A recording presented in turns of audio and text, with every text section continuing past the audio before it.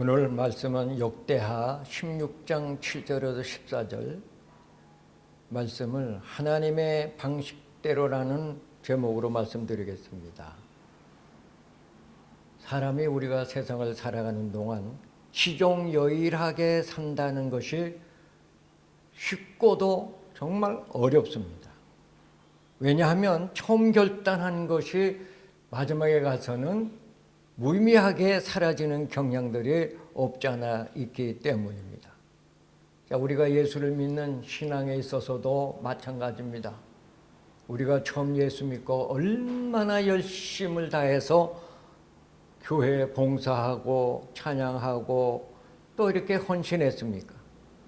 어느덧 시간이 흐르면서 그 처음에 열성이 어디론지 다 사라지고 많은 일들을 우리는 보게 되는 것입니다.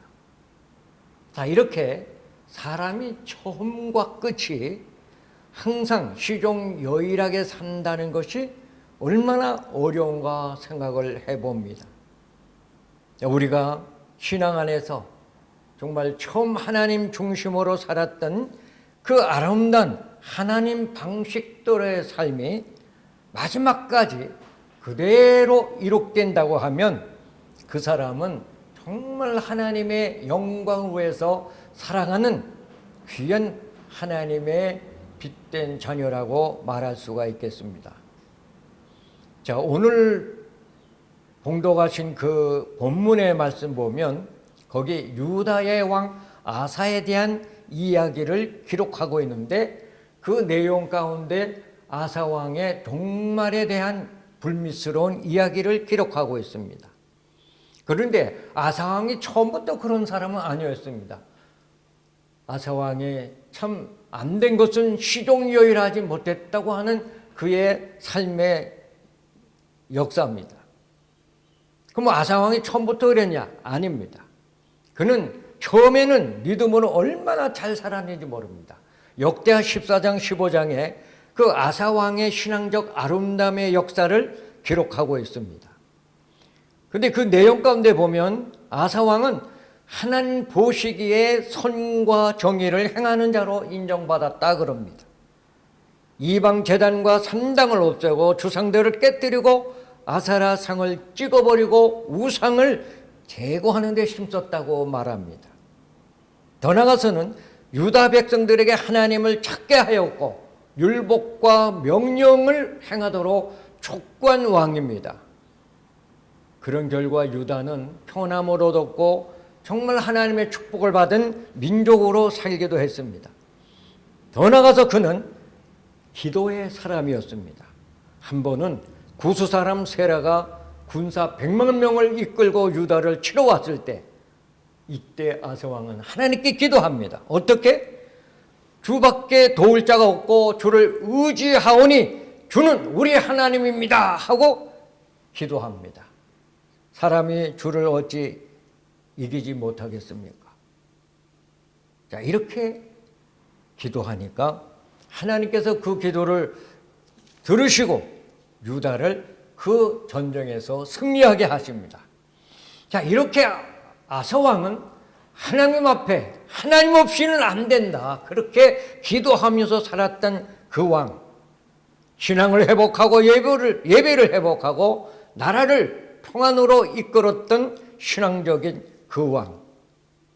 그는 초창기에 얼마나 하나님 방식대로 하나님의 중심으로 하나님 말씀대로 하나님의 마음에 합한 자로 살았는가를 역대 기자는 자세하게 기록을 하면서 한 나라의 한 왕이 영적으로 무장하고 나라를 이끌 때 그 나라의 국민에게 주시는 영향력은 대단히 지대하다 하는 것을 우리에게 보여줍니다. 그러면서 16장에 나가서 아사 왕에 대한 불행을 설명합니다. 그럼 아사 왕의 불행이 뭐냐? 여호와를 의지하지 않았다.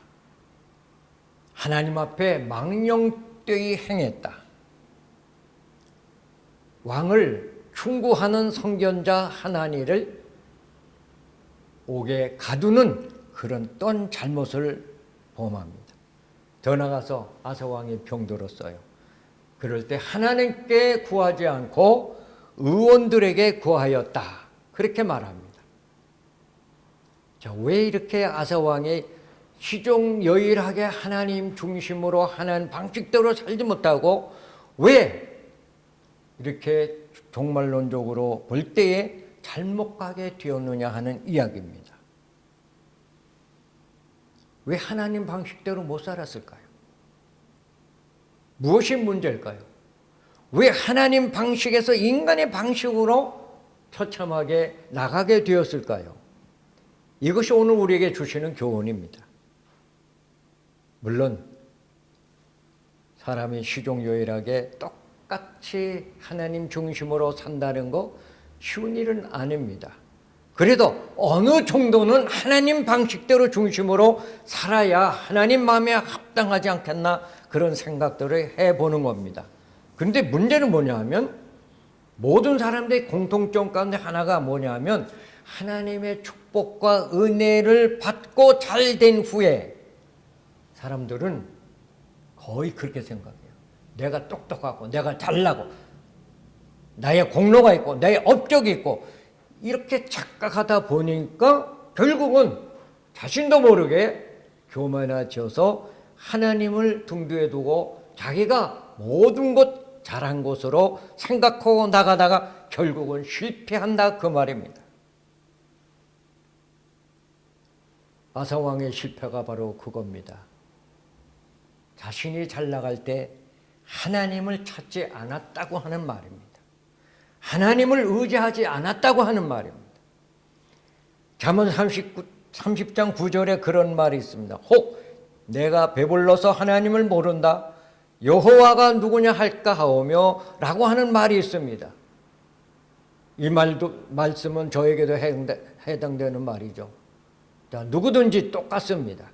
우리가 예수 믿고 성공했을 때, 잘 됐을 때 사람들이 시종요일하게 잘 됐을 때 그 신앙이 끝까지 가냐? 그렇지 않은 것 같아요. 왜 그럴까요? 배고플 때는 하나님을 찾았는데 배부르니까 하나님을 찾지 않는다고 하는 말입니다. 자, 그러면 아사왕의 실수는 뭘까요? 세 가지로만 간략하게 설명합니다. 첫째는 그는 잠시 신앙적 방심에 있었다고 하는 것입니다. 우리가 신앙생활은 언제나 긴장감 속에서 깨어 근신하고 행해야 되는데 이제 이만하면 됐지?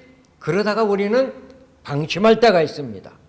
그래서 고린도전서 10장 12절에 그런즉 선줄로 생각하는 자는 넘어질까 조심하라 말씀합니다. 잠언 14장 12절에 어떤 길은 사람의 보기에 바르나 필경은 사망의 길이니라 말합니다. 두 번째, 그는 하나님과의 바른 관계를 소홀히 했습니다. 신앙이란 하나님과 수직적인 바른 관계 속에서 진행돼야 그 신앙에 바로 설 수가 있습니다. 그래서 그 관계를 이룩하기 위해서 우리는 기도하고 우리는 성경을 읽고 성경 말씀대로 살아가려고 무던히 노력하고 애쓰며 더 나아가서는 신령과 진정으로 예배하려고 우리는 노력하는 것입니다. 이것이 하나님과 나 사이의 관계입니다. 그런데 사람들이 좀 잘 되면 시간이 없다, 바쁘다, 어쩌다 그러서 하나님과의 관계를 깨트려 버릴 때가 없잖아 있습니다. 세 번째, 그는 영적인 면에서 육적으로 나간 불행한 자의 모습을 보여주고 있습니다. 처음에는 하나님 방식대로 기도하고 말씀대로 율법대로 살려고 노력을 다하다가 결국 잘 되었을 때 인간적인 육적인 방법으로 마감하게 되었다고 하는 것입니다. 우리는 아사왕의 총과 나중을 보면서 이제 우리들의 삶을 어떤 방식으로 살아야 할 것인가를 다시 한번 깊이 생각해야 되겠습니다. 인간적인 방식으로 살 것이냐? 하나님의 방식대로 살 것이냐? 다시 한번 우리가 깊이 생각하고 사도 바울이 말한 고린도전서 9장 27절 내가 내 몸을 저 복종하게 하면 내가 남에게 전파한 후에 자신이 도리어 버림을 당할까 두려워하미로다. 깊이 생각하고 항상 자기를 쳐서 하나님 방식대로 살아갈 수 있는 믿음의 사람이 되어야 합니다. 누구든지 인간적인 방법, 욕구대로 살려는 본능의 역사가 도사리고 있습니다. 이것을 우리는 항상 하나님의 말씀과 기도로, 예배로 이것을 물리치고 하나님의 방식대로 나갈 수 있는 그것이 바로 우리가 살 길이다 하는 그 말씀 속에서 우리가 살아야 되겠습니다. 결론적으로 한 구절을 소개해 드리겠습니다. 시편 146편 3절 5절에 보면 귀인들을 의지하지 말며 도울 힘이 없는 인생도 의지하지 말지니 그의 호흡이 끊어지면 흙으로 돌아가서 그날에 그의 생각이 소멸하리로다. 야곱의 하나님을 자기의 도움으로 삼으며 여호와 자기의 하나님께 소망을 두는 자는 복이 있도다.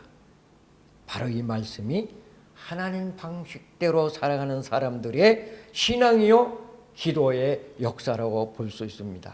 우리는 어렵고 힘든 이 현실 속에서 끝까지 시종요일하게 하나님 방식대로 살아가는 믿음의 삶을 감당하기를 주 안에서 간절히 믿습니다.